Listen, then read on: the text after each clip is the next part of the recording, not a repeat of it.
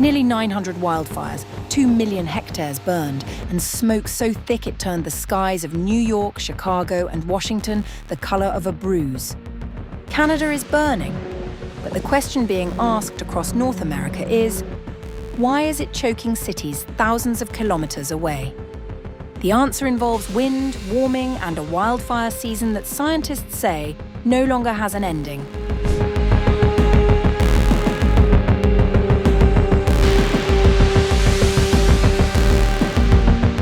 Why is smoke from Canada's wildfires blanketing cities thousands of kilometers away across North America? The answer lies in a combination of an exceptionally active wildfire season, changing weather patterns, and a warming climate that is allowing fires to burn hotter, longer, and over much larger areas. According to Reuters on July 18th, nearly 900 wildfires are currently burning across Canada, with many of them out of control.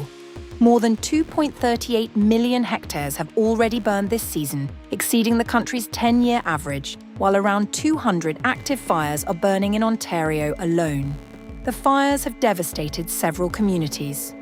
In northern Ontario, the Namegusisagagun First Nation was left almost completely destroyed, while Indigenous Services Canada says around 1,600 residents from First Nations communities have already been evacuated this wildfire season. But the impact extends far beyond the fire zones. Smoke carried by upper-level winds has spread across much of the United States and southern Canada, reducing visibility and triggering widespread health alerts.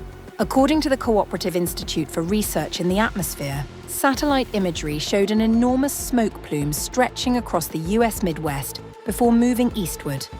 On July 17th, cities including Detroit, Chicago, Washington, D.C., and New York recorded some of the worst air quality levels in the world.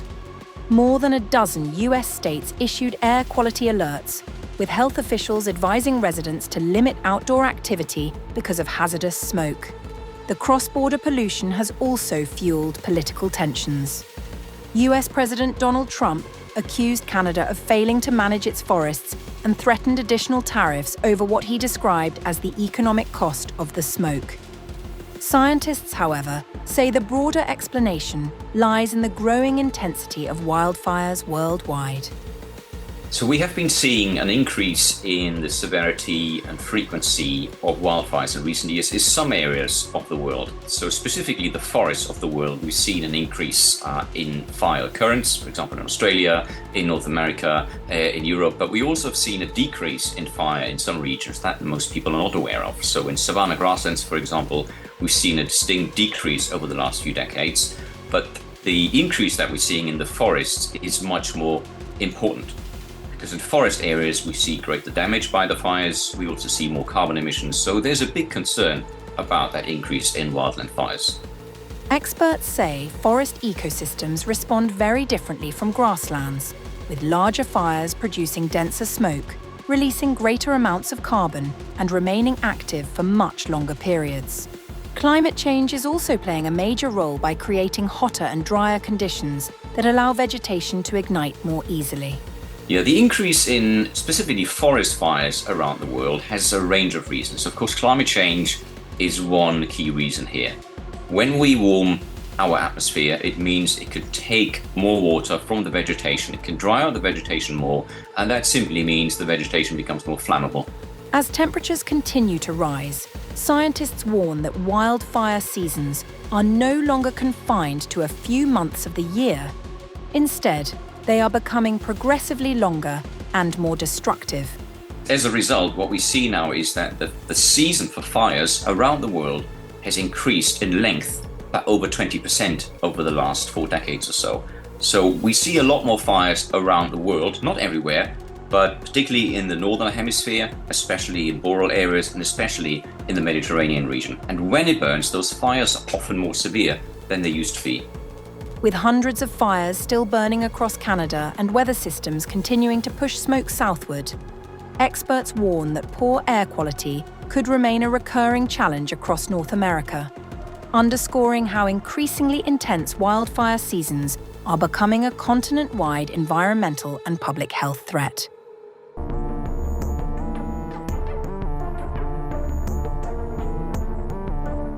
The countdown to the 2026 FIFA World Cup final has been overshadowed by a growing environmental crisis, as smoke from hundreds of Canadian wildfires continues to blanket parts of the northeastern United States. Despite deteriorating air quality across the region, the highly anticipated final between Spain and Argentina remains scheduled for 3 p.m. on Sunday at MetLife Stadium in East Rutherford, New Jersey. According to CBS News, smoke drifting south from Canada's wildfires prompted air quality alerts across New Jersey, with health officials advising residents to limit outdoor activity where possible. Experts have also recommended wearing N95 or KN95 masks for anyone who must remain outside. Chicago Fire FC has postponed its scheduled Major League Soccer match against Vancouver Whitecaps FC after deteriorating air quality caused by wildfire smoke. Chicago Fire FC announced today that tonight's match against Vancouver Whitecaps FC at Soldier Field has been rescheduled for Tuesday, October 6th due to poor air quality conditions in the Chicago area resulting from wildfire smoke. The club said the health and safety of fans, players, staff, and event personnel remained the top priority. The decision was made with the health and safety of fans, players, staff, and all event personnel as the top priority. The club reached the decision in close consultation with local health experts, Major League Soccer, Vancouver Whitecaps FC, and the City of Chicago. However, despite concerns raised by health authorities, the Associated Press reported on July 18th that Spain's national team continued outdoor training in New Jersey. Forecasts indicate conditions are expected to improve before kickoff, with rain on Saturday likely helping clear much of the smoke. Bloomberg reported that FIFA has no plans to relocate or postpone Sunday's final, although officials have been closely monitoring the evolving situation. According to Bloomberg, informal discussions have taken place involving FIFA and Andrew Giuliani, head of the White House's World Cup task force, but no formal emergency meeting has been scheduled. Staff from the National Weather Service has been stationed at the FIFA Command Center in Miami throughout the tournament and will continue to monitor the weather. Meteorologists also believe the worst conditions may ease before the final. While smoke in New York City will likely get worse on Saturday, most of that will clear by Sunday. Sunday will not be terrible for the World Cup. Everything we see is that the smoke will be clearing on Sunday. The smoke originates from one of Canada's most severe wildfire seasons, with the Canadian Wildland Fire Information System reporting around 888 active wildfires as of Friday, including more than 190 in Ontario, many of them burning out of control. Air quality alerts have been issued across several major US cities, with the Environmental Protection Agency classifying conditions in places such as Detroit and Minneapolis as hazardous. The wildfire crisis has also triggered fresh political tensions between Washington and Ottawa. US President Donald Trump blamed the country for worsening wildfire smoke that has severely affected air quality across parts of the United States. We are holding Canada responsible for the fact that they are not properly maintaining their forests and brush therein, and the United States is being unnecessarily invaded by filthy, polluted, and unhealthy air, the quality of which is dangerous and totally unacceptable. I will call the Prime Minister during the day to find out what they are going to do about it. The cost is incalculable. Trump has threatened to impose additional tariffs on Canada. In a post on Truth Social, Trump wrote, Canada has refused to engage in basic forest management and debris removal, knowing that such refusal will lead to exactly this result.